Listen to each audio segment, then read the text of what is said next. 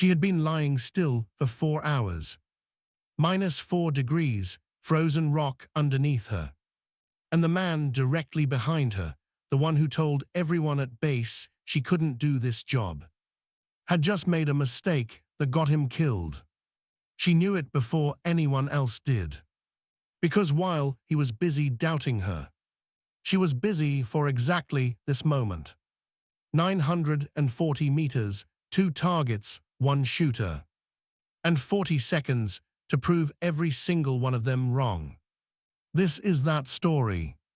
There is a specific kind of silence that exists on a battlefield just before everything goes wrong. Not the silence of peace, not the silence of rest. It is the silence of something holding its breath.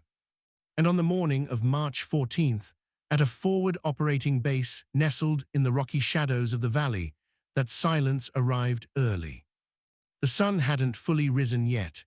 The mountains stood like ancient walls, indifferent to whatever was about to happen beneath them. Frost still clung to the ground, the kind of cold that gets into your bones and stays there long after the war is over. That morning, 12 soldiers received their mission briefing inside a cramped, poorly lit tent that smelled of diesel fuel and stale coffee. Maps covered the table. Satellite imagery was pinned to a board. And standing at the far end of the room, apart from everyone else, arms crossed, eyes fixed on the target photographs, was Sergeant Maya. She was 29 years old, 5 feet 6 inches, brown eyes that didn't blink much, hair pulled back tight under her cap. She had the kind of face that didn't give anything away, not fear, not anger, not even the exhaustion that the others wore openly. She had been on base for 3 weeks. In those 3 weeks, she had spoken perhaps 200 words total to the rest of the unit. But everyone had heard about her. Some of what they heard, they believed. Most of it they didn't. Sergeant First Class Webb stood 6 feet 2, broad shoulders, 14 years of service, 2 deployments in Iraq, 1 in Syria. He had the kind of confidence that came from surviving things most people couldn't imagine. In a different story, in a fairer world, maybe Webb would have been the hero. But Webb had a problem. He had decided, before Maya ever fired a single round at this base, that she didn't belong there. He had made that decision the moment he saw her name on the mission roster.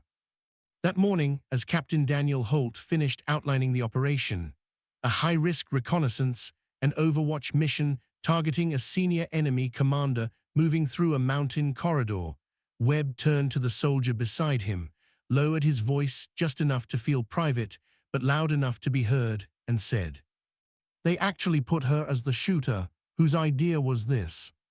No one answered him, but several men glanced at Maya. She didn't move, didn't turn. Her eyes stayed on the target photo. Captain Holt pretended he didn't hear it. That was a choice he would think about later, in quieter moments, when the mission was over and the cost of it was already paid.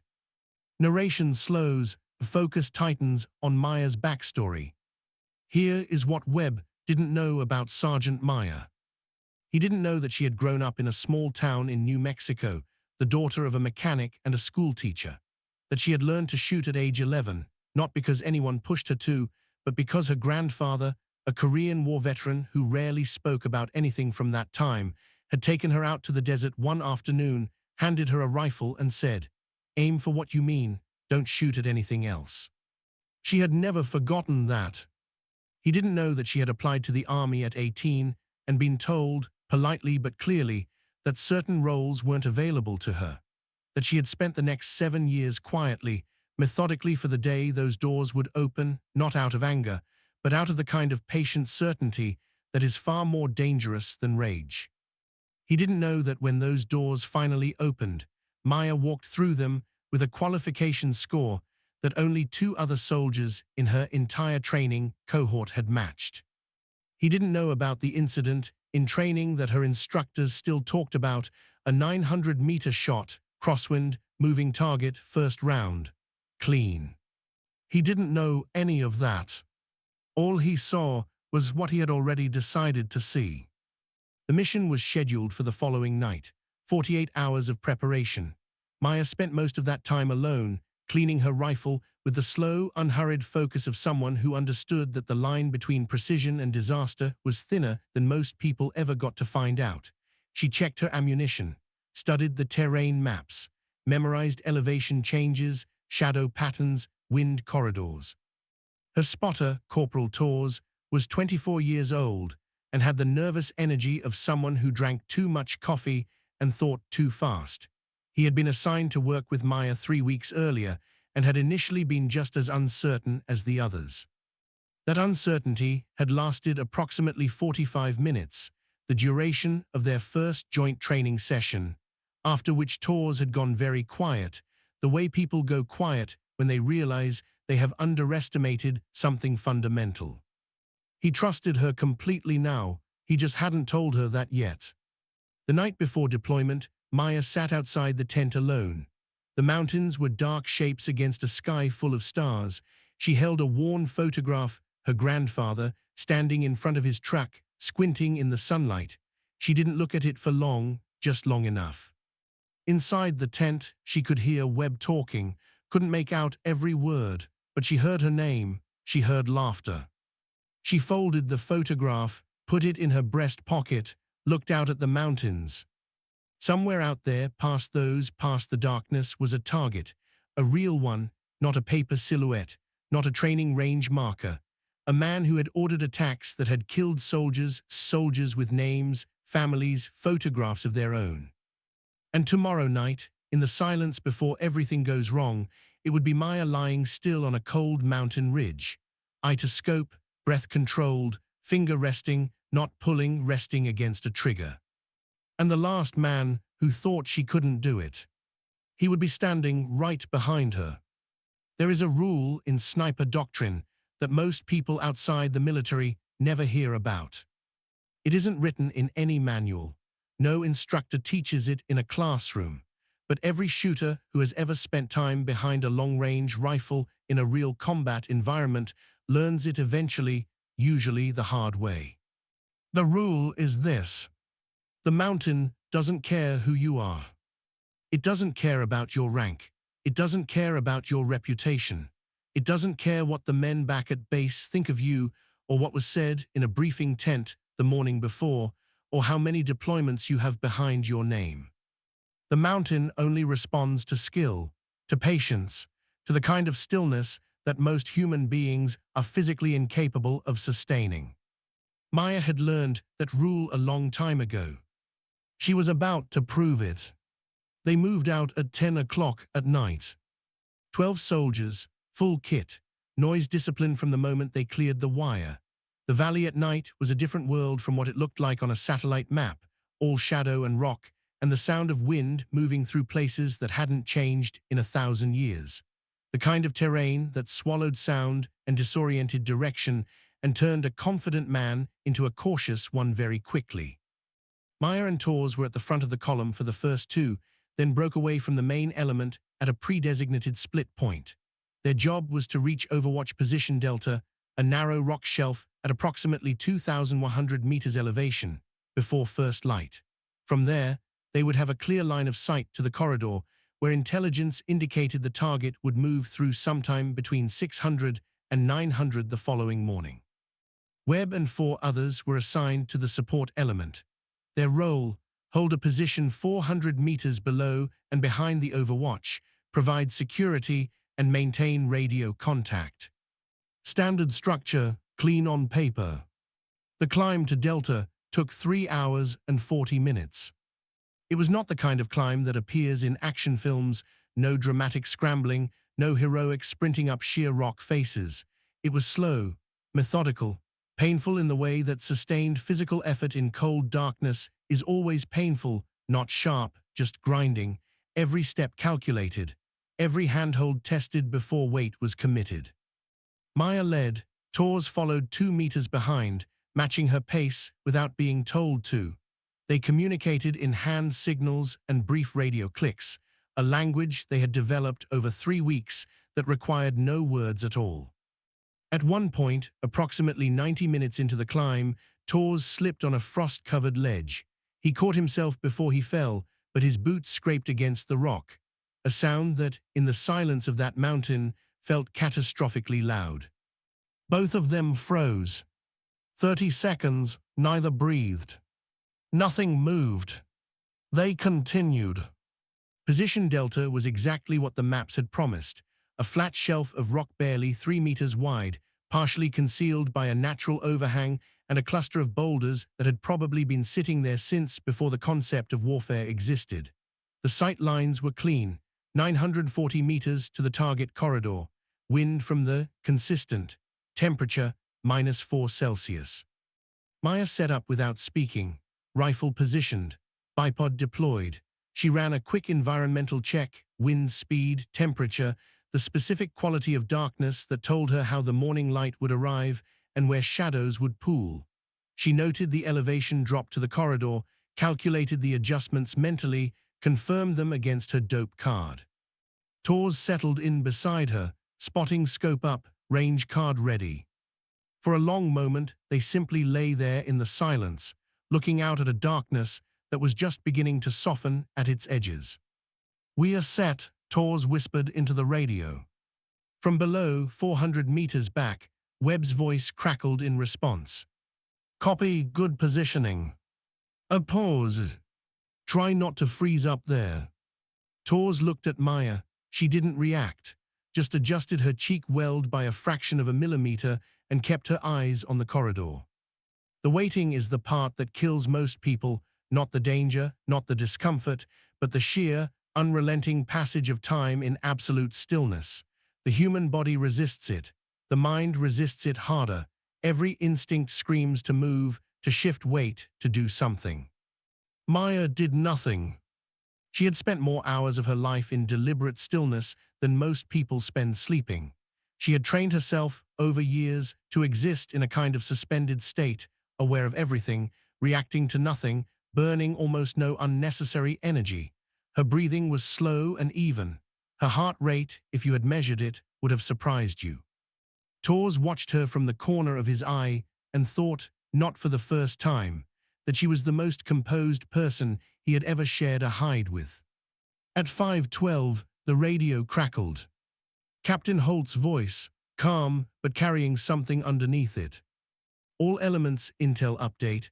Target package has changed. Repeat, target package has changed. We are now tracking 2 vehicles, not 1. Secondary occupant confirmed high value. Command wants both neutralized if operationally possible. Stand by for updated coordinates." Tors and Maya exchanged a look. 2 targets, same window, same corridor. That changed the math considerably. Before Holt finished transmitting, Webb's voice cut in, not panicked, but carrying an edge that hadn't been there before. "Captain, with respect, that's a significantly more complex shot requirement. I want to flag for the record that our current Overwatch capability may not be sufficient for a dual-target engagement at this distance." A beat of silence on the net. Then Holt, "Sergeant, your assessment." Maya brought the radio up. Her voice, when she spoke, was exactly the same as it always was, quiet, level, completely without. "It's manageable. We'll need the vehicles to enter the corridor within a 40-second window of each other. Wind is holding. I can make both shots." Another silence, longer this time. Webb's response came low and tight, barely controlled. "That's a 940-meter dual engagement before full light. That's not manageable, that's fantasy." Maya set the radio down. She didn't argue, didn't explain herself further. She simply looked back through her scope, adjusted her breathing, and returned to the stillness that the mountain required. Because the mountain didn't care what Webb thought was possible. And in approximately 47 minutes, neither would anyone else. There is a moment, every shooter knows it, where the world outside the scope disappears. Not metaphorically, literally. The peripheral vision narrows, the sound drops away, the cold stops being cold, the discomfort stops registering, your entire existence compresses down to a circle of glass and whatever lives inside it. Everything else, the mountain, the wind, the men behind you, the doubt, the years of being told you don't belong here, all of it falls away. There is only the target, the breath, the trigger, and the decision. At 6:04 hours, on a frost-covered rock shelf 2,100 meters above sea level, Sergeant Maya entered that moment. The light had arrived the way mountain light always does, not all at once, but slowly, reluctantly, filling the valley from the bottom up like water rising in a glass. By 5:50, the corridor was visible. By 5:58, it was clear. Torres had his spotting scope fixed on the far end of the approach road, a narrow dirt track that curved around a before straightening into the kill zone. He was counting his breaths without realizing it. His range card was in his left hand. His radio was in his right. Maya was motionless behind the rifle. She had been motionless for 4 hours and 22 minutes. Her body temperature had dropped. Her fingers were cold inside her gloves. The rock beneath her had long since absorbed whatever warmth she carried. None of that mattered. She had built this stillness deliberately, year by year, training session by training session, until it wasn't something she had to work for anymore. It was simply what she was. At 6:01, Torres spoke, barely a breath. Movement far end, one vehicle, white pickup. Confirmed, Maya said. Speed. She watched, calculated, approximately 30 per hour, consistent. Torres clicked the radio twice, the prearranged signal to the support element below. 2 clicks meant, target acquired, standby. From below, 2 return clicks, Webb's element was ready. Then 30 seconds later, Torres again. Second vehicle, same entry point, larger, looks like a Land Cruiser, dark. Maya didn't move, distance between them. Torres measured, approximately 200 meters, closing slightly. She ran the numbers in her head. At their current speed and spacing, the first vehicle would enter the optimal engagement zone, the flat straightaway where she had the cleanest angle, in approximately 90 seconds. The second would follow between 35 and 40 seconds later. 35 to 40 seconds between shots, at 940 meters, on moving targets, before full light. She had told Holt it was manageable. She had meant it. What happened next was not in the plan. At 6:03, 90 seconds before the first vehicle reached the engagement zone, Webb's voice came over the radio. Not calm this time, urgent. We have movement on our left flank. Repeat, movement, approximately 150 meters, possible roving patrol. Holt's voice immediately, hold position, do not engage, say again, do not engage. Captain, if that patrol reaches our position before the vehicles clear the corridor. Hold position, Webb. A tense silence. Torres looked at Maya. She was still watching the vehicles. First vehicle, 40 seconds to zone, she said quietly. Then the sound that changed everything. A single shot from below. Not from the enemy. From Webb's position. Nobody would fully agree on what happened in the next 11 seconds. The after-action reports would be careful, clinical, deliberately stripped of the rage that every person present felt in the moment. What is agreed upon, Webb, believing the approaching patrol was about to compromise the entire element, fired on one of the patrol members without authorization. The shot was effective. The patrol member went down. But there were 3 others. And now they knew exactly where the support element was. The radio exploded. Contact, we have contact. Webb, you are compromised. All elements, execute, execute, execute. Shooter, abort. Holt's last word before the net dissolved into overlapping voices. Abort. Torres pulled the radio up, looked at Maya. His face was pale, his hand was not completely steady. The vehicles were still moving. First vehicle, 20 seconds from the zone. Second vehicle, 60 seconds behind it. And below them, 400 meters down, Webb's element was now in a gunfight with a roving patrol. Maya, Torres said her name like a question. She didn't answer immediately. She was doing what she always did in the space before a decision, not panicking, not freezing, but thinking. fast and clean, the way a mine trained for pressure is supposed to work. The mission was compromised below, but the target vehicles were still moving, still unaware, still entering the corridor. If they aborted, if those vehicles passed through clean, the intelligence on this commander went cold. He would move, change routes, disappear back into the network. Men would die for it later. Different men, different families, different photographs. If she took the shots, right now, in this deteriorating situation, with gunfire erupting below her and the clock collapsing, she risked everything going wrong simultaneously. But the first vehicle was now in the zone. "Tors," she said, "wind check." He stared at her for half a second. Then, because he trusted her completely, he looked at his scope. Wind 12 per hour, holding steady. First vehicle speed 32, slightly accelerated. They may have heard the contact below. She exhaled once, slow all the way out. Settled her cheek against the stock. Found the first vehicle in the scope, front seat, passenger side, the target. Everything fell away. The gunfire below, the radio, Webb and his 14 years of certainty, the briefing tent and the laughter and every version of every moment where someone had looked at her and decided, before she had done a single thing, what she was and wasn't capable of. All of it gone. There was only the circle of glass. The breath. The trigger. She fired. The first vehicle lurched, came off the road at speed, hit the rock embankment and stopped. "Target 1 neutralized," Tors said. His voice was barely functioning. Maya was already moving, scope shifting, finding the second vehicle, now braking hard, driver reacting to what just happened ahead of him. The vehicle was slowing, turning, beginning to reverse.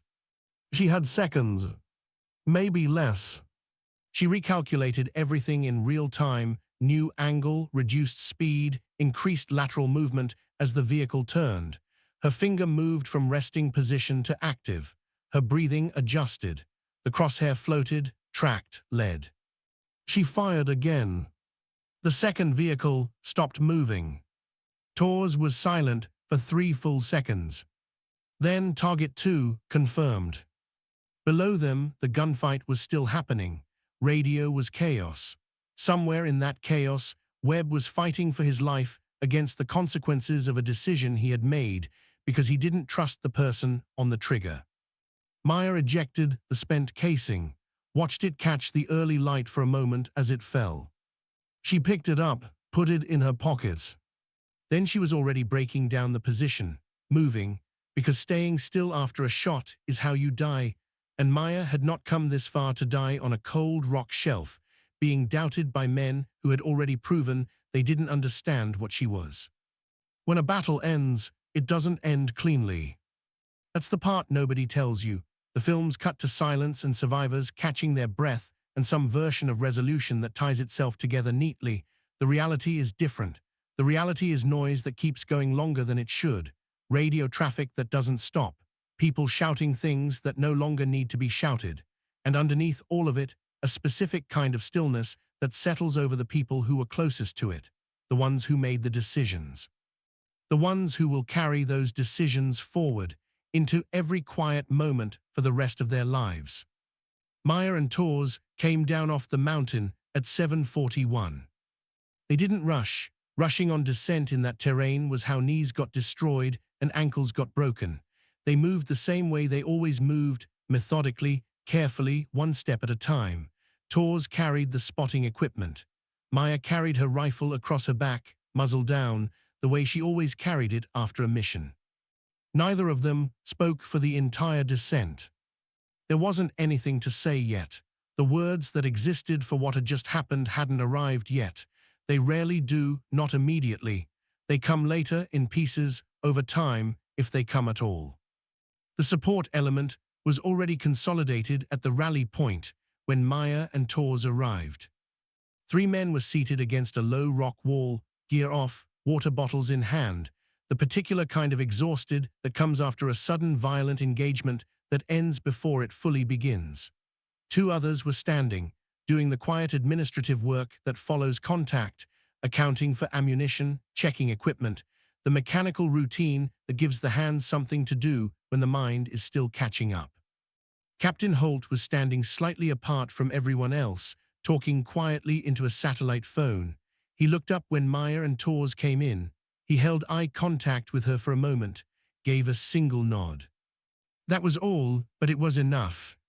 Tors set his equipment down and sat heavily on a rock. He looked like a man who had just discovered that his legs worked differently than he remembered. Maya set her rifle down carefully, muzzle pointed in a safe direction, the way she had been taught and the way she had always done without needing to think about it. She removed her gloves. Her hands were cold enough that she couldn't fully feel her fingertips. She looked around the rally point. She counted heads. It took her less than 5 seconds. She counted again. Then she looked at Tors. He was already looking at her. His face told her what she had already started to understand. She found one of the soldiers from the support element, a young corporal named 22 years old, who had been on his first deployment and who had aged approximately 5 years in the last 3 hours. She didn't ask the question directly. She just looked at him, and he understood what she was asking. He shook his head slowly. "Webb didn't make it," he said. "First contact, it was fast." A silence settled over the space between them. Let this be said clearly, and without any confusion about what this story is and isn't. There is no victory in that sentence.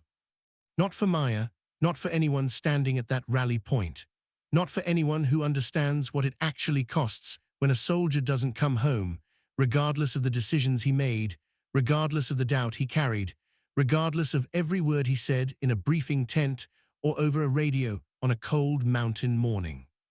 Webb was a man who made a fatal mistake. He acted without authorization. He compromised the mission, and the consequences of that decision fell first and hardest on him. But he was also a soldier, a father, as Maya would learn later, a man who had served 14 years and survived things that would have broken most people, a man who was wrong about her, completely, stubbornly, consequentially wrong, but whose wrongness came from somewhere human, from a world that had taught him, over and over, that certain people belonged in certain roles and others didn't, a lesson the world had been teaching for a very long time. He paid for that lesson with everything he had. Maya stood at that rally point and felt none of the things that stories like to assign to moments like this. No vindication, no relief, no satisfaction at having been proven right. She felt the cold. She felt the weight of the rifle on her back. She felt the specific tiredness of a body that had been still for too long and was now being asked to move again. And she felt, somewhere beneath all of it, the quiet certainty that she had done exactly what she came here to do. Not to prove anything to anyone, not to silence the doubt or answer the laughter or collect the apology that was never coming anyway. She had come here to do a job, a real one, with real consequences and real stakes and real human cost in every direction. And she had done it. Captain Holt's debrief was thorough and careful. He was the kind of officer who understood that the paperwork mattered, not for bureaucratic reasons, but because the record of what happened was the only thing that outlasted the people who were there. He documented the dual target engagement at 6:04, the wind conditions, the distance, the degraded situation caused by unauthorized contact below, the decision to proceed, the outcome. When he reached the section, his assessment of the shooter's performance, he wrote 4 words. Executed under extreme pressure. That was all, no elaboration, no dramatic language, no attempt to wrap meaning around what had happened in a way that felt larger than it was. 4 words. Tors, reading the report over Holt's shoulder before it was filed, thought those 4 words were somehow the most complete thing he had ever read about another person. Maya flew out of the valley 4 days later, as scheduled. She didn't give interviews, didn't speak to journalists, didn't post anything. The mission existed in classified files and in the memories of the people who were there, which is where most of the real history of war actually lives, not in documentaries or headlines, but in the minds of people who mostly don't talk about it. She went home for 2 weeks, saw her mother, called her grandfather, who was 81 and whose hearing wasn't what it used to be. She told him she'd been on a training exercise. He asked if she was eating enough. She told him yes. On the last night before she went back, she sat outside in the New Mexico dark, the same dark she had grown up under, enormous and indifferent and full of stars, and she thought about a rock shelf at 2,100 meters, about a circle of glass, about the specific quality of silence just before the trigger breaks, about a man who never saw it coming. Not because she was invisible, because he had chosen not to look.